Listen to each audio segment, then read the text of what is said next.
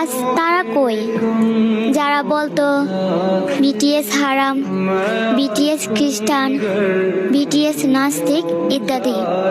তাদেরকে বলি, আমাদের বিটিএস মেম্বাররা যখন সৌদি আরব কনসার্ট করতে গিয়েছিল তখন জিমিনের মাইকটি ছিল গোল্ডেন কালার, আর আমাদের ইসলামে ছেলেদের জন্য স্বর্ণ হারাম। তাই জিমিন সেই জিনিসটাকে রুমাল দিয়ে ঢেকে ফেলে। আর আজ সেখানে গোল্ডেন কালার স্টিচ হয়ে নেগেটিভ পোশাক পরে উড়াধুরা নাচ চলতেছে, আমাদের নবীর রাষ্ট্রকে অসম্মান করতেছে। তো এগুলো কি এখন হালাল? আজ আমি সত্যিই বলতেছি, আমি একজন বিটিএস আর্মি হয়ে গর্ববোধ করতেছি, কারণ তারা অন্য ধর্মের হয়েও আমাদের ধর্মকে সম্মান করে, আর আমরা নিজে মুসলিম ধর্ম হয়েও